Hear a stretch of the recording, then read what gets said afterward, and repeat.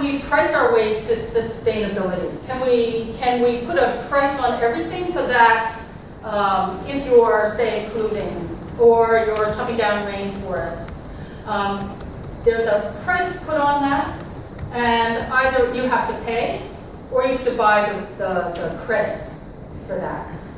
So that's a sort of a popular, probably something, again, you'll talk about during the week. But there are limits to that as well. And I won't go into that, because mostly I want to talk about a big shift. A big shift that we need in our entire paradigm. A different way of being with each other, and a different way of being with the earth and nature. So I'm going to talk about one particular framework called the solidarity economy. So just out of curiosity, how many people are familiar with solidarity economy? Okay, so a fair number of people, but a fair number of people are not. Yeah. So I'm going to talk about a particular framework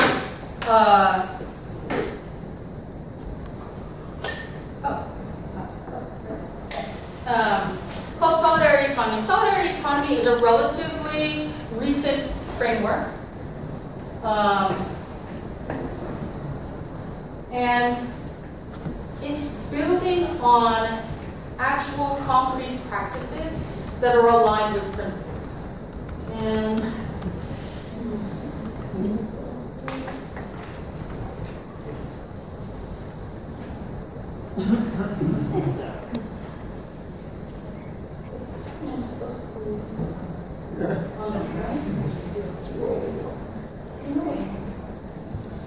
sorry.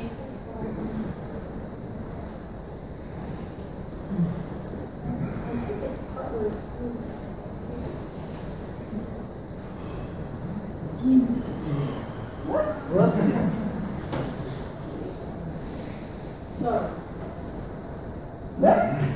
Yeah. It's gonna make this.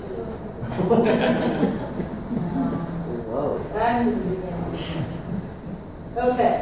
All right. Here we go. All right. So solidarity economy. So this was developed by a bunch of us at CPE.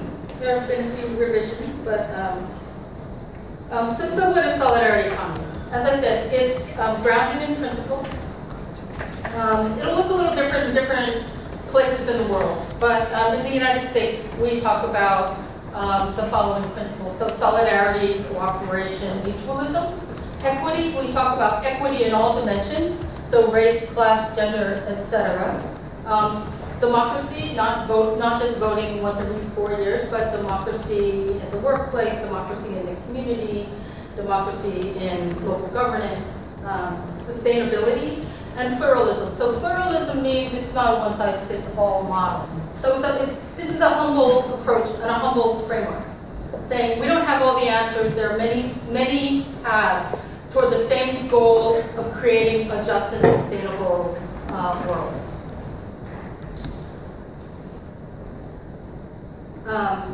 So we think about the solidarity economy as embedded in the whole world ecosystem.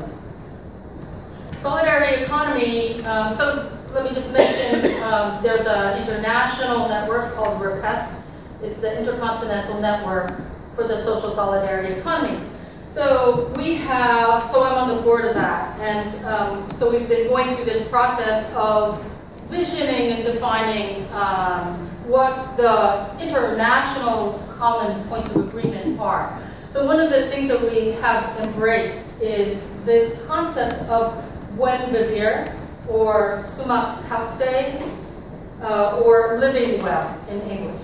So the idea is that we really need to think about not good living, which you could think of as being, what's the good life, right? It's often thought about stuff and acquisition and being able to consume more. So that's the good life. Living well is a way of living in harmony with your fellow human beings and religion. So it's really a different way of thinking about the economy and thinking about the world. So one of the concepts, I can't really see this.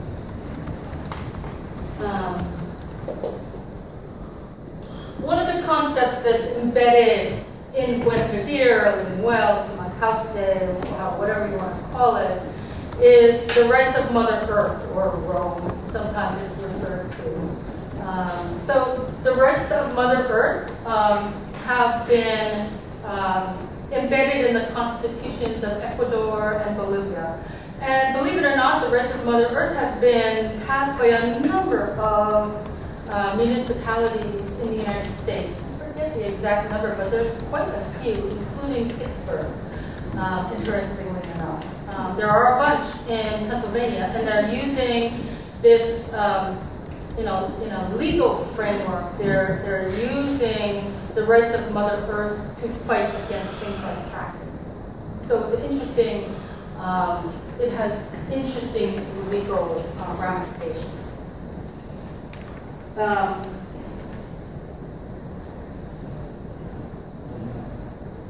So we think about the world ecosystem in terms of the natural world. Things like life, people, animals, insects, water, minerals, etc. We also think of the world ecosystem as those things that are socially created.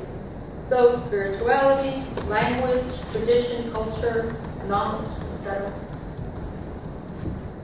And then you take this world ecosystem and how your governance is set up, how the rules of the game are set up, will shape what kind of an economic system you have.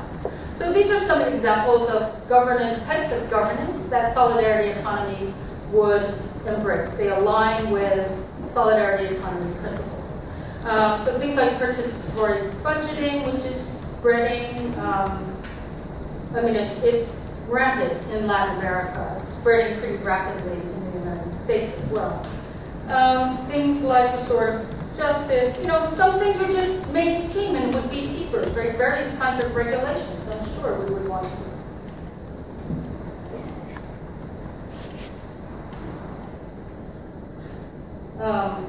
Okay, and so then just to back out and look at the whole system, right? So solidarity economy is not just about one sphere, it's about the whole economic system.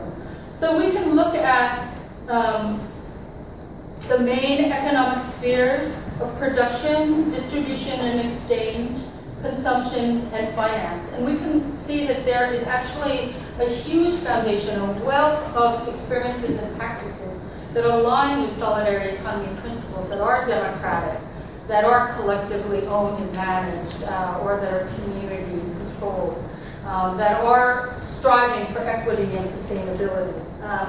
So there are some examples in all of these spheres, and I'll get into some of these in more detail. But things like worker cooperatives, we would embrace the care economy, both paid and unpaid, as part of solidarity economy. Just because it's not waged, just because it's not monetized, doesn't mean it doesn't have economic value. In distribution and exchange, things like the sharing economy, fair trade, consumer-supported agriculture, local currencies, social currencies. In terms of consumption and use, things like community land trusts, collective kitchens. There's lots of examples. In terms of finance and capital, things like credit unions, which are a form of cooperatives, public banks, peer lending, etc. So those are some of the examples. And we think about also closing the loop continuously. So if you look at production, right, what goes out back into the ecosystem, hopefully in terms of waste that can be composted or reused. Some of it actually goes back into production.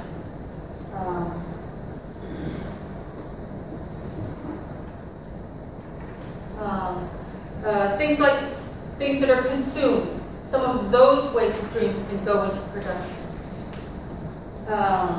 And some of the waste from production can be used directly.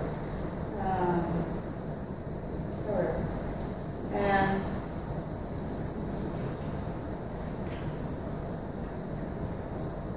so I wanted to talk a little bit about the solidarity economy movement. So some of the international bodies that are promoting solidarity economy, I already mentioned REPES. REPES has continental networks on every continent except for Antarctica, but we're working on it. And so those are continental networks of networks. The UN recently formed a task force on the social solidarity economy. The ILO, the International Labor Organization, puts on a social solidarity economy academy every year. There are lots of countries that are working on national framework legislation to promote the social solidarity economy. So some of the countries, Portugal, Spain, Greece, France, Luxembourg, Mali, Cameroon, Quebec, just to take the example of Quebec. They recently passed framework legislation that requires the government, all departments of the government, to figure out what they can do to support the social solidarity economy. So to support cooperatives, to support collective social enterprises, to support credit unions, et cetera, et cetera. So this is very powerful, and this is really growing rapidly. There are 2 countries where solidarity economy is embedded in the constitution, Ecuador and Bolivia. There are a few countries where there are solidarity economy ministries, so Brazil, France, and Luxembourg. So those are just sort of like the high level. But beyond that, right at the grassroots, there's just a huge upsurge of activity in solidarity economies. Sometimes it isn't called solidarity economy. Sometimes there are practices that are going on and movements and organizing that they're not particularly using the framework, the phrase solidarity economy, but it's very much aligned. And what solidarity economy is about is taking this myriad of practices and movements and organizing that's going on to build a just and sustainable economic system and society, and try to get them pulling together. Right now they tend to be atomized and they're isolated from one another, and so they're invisible. They're just invisible. So the mainstream economy, the capitalist system, is all we see and all we recognize. But there's this tremendous base. I mean, there's an incredible base, and if we can bring it together and get those pieces, recognizing each other as part of the same project, we're a good ways along.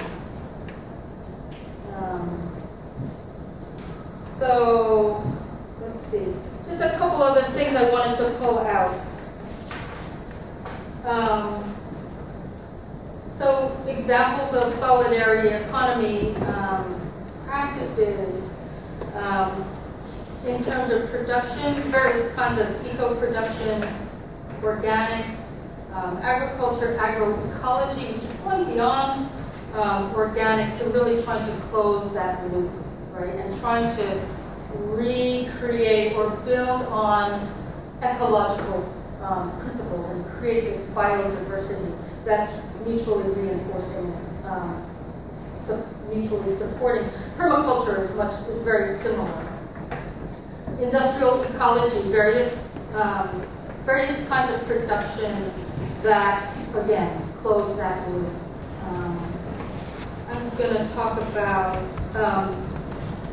examples of localizing the economic system. So I'll talk a little bit about this initiative that I'm involved in locally, which is the Wellspring Cooperative. So we're working in Springfield, which is the 3rd largest city in Massachusetts. It's your typical deindustrialized city, medium-sized city. terrible poverty rates, unemployment, youth unemployment, skyrocketing, all those social ills. So what this project is about is trying to create a network of worker-owned businesses. So it's about job creation in marginalized communities of Springfield. So these low-income communities are overwhelmingly Latino and Black communities. And we're trying to build these businesses by leveraging the joint purchasing power of the anchor institutions. So the anchor institutions are the big ones, institutions that are anchored in place. So primarily eds and meds, education, colleges, universities, and the hospitals. So we've built this partnership.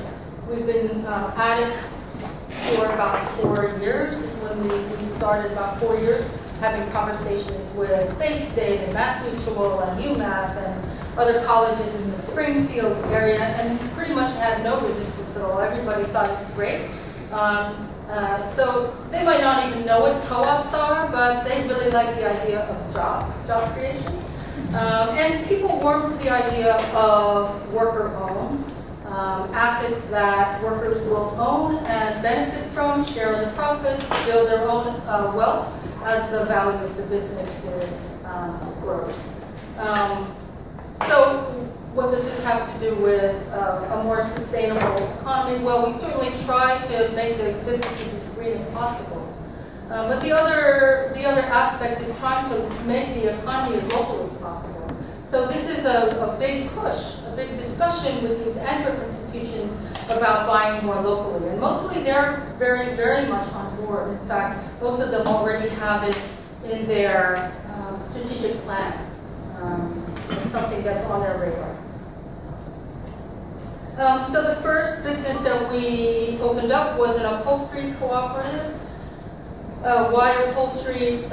We chose upholstery because it looked like a good opportunity to partner with the jail. The jail has an in-house upholstery program, and they were looking for somebody on the outside to start a business where at least some of their folks could find a job. Partnership has just not worked out as anticipated, but nonetheless, this is Wellspring Upholstery. We are now, a year and a half old. We're making a profit. We have right now we have 5 workers and 3 worker owners. So there's one of them. And there's another one of the workers. Oh, and so that's the upholstery shop. Also in the pipeline is a hydroponic greenhouse. It's in a vacant lot right across from Friends of the Homeless, and we've been having conversations with them about how to collaborate to provide possibly some jobs for some of their residents and how to supply their kitchens. They serve 3 meals a day, so they supply their kitchens and doing some swap for space. There's a building down at the end that they would like to get into. And then having a garden. So this is a sketch that some design class at UMass did for us for free, so that was nice. So there's also like a garden there that would be open to the public. So we have other things in the pipeline. We're looking at some conversions. One is an old Windows workshop, which is a women's business to refurbish old windows instead of just throwing them out and replacing them with vinyl.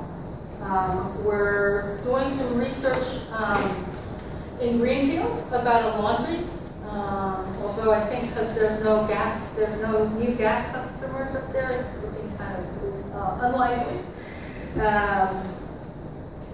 So anyway, there's a whole bunch of things that we're exploring.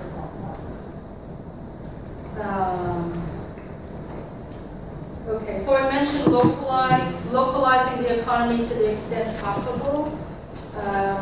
Good for the environment. The sharing economy, the sharing economy is a whole mix. Some stuff is very much about just making money. Some stuff about the sharing economy is really like, do we all need to have our very own, I don't know, whatever, weed whacker, lawnmower, and we share, which also would be good for the earth. There's a strong sympathy towards simplifying our lives and consuming less, so it's a lifestyle thing. And there's also a strong impulse towards de-commodification. So, very problematic if you think of everything becomes about how can we make money on that. So an example of de-commodification, right, housing is a big driver of all kinds of speculation. So community land trusts are a good example of where, people know community land trusts? Some people don't. So it's a way of making housing permanently affordable, taking it out of the speculative market. The land is held by the trust, and often they can bring down they can leverage grants and this, that, and the other to bring down the cost of housing. So you can get a house for relatively very cheap, but in exchange you have to agree to limited equity when you sell. So if the housing prices have doubled, you can't sell it off and double your money, right? There's a formula, you can get back what you have invested in improvements and stuff like that. But the idea is to take it out of the speculative market, de-commodify it, and make it permanently affordable. So those are just some of the examples of solidarity economy practices that are about creating a more just and sustainable economy, and hopefully addressing climate change, but as well as just general economic justice, environmental justice.